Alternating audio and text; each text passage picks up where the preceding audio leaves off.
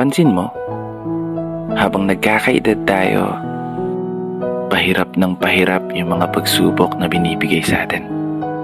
Habang tumatanda tayo, pabigat ng pabigat yung pasanin. Tipong ang tanging mo lang magagawa ay idaan na lang sa panalangin na sana bukas pala rin at sana kayanin.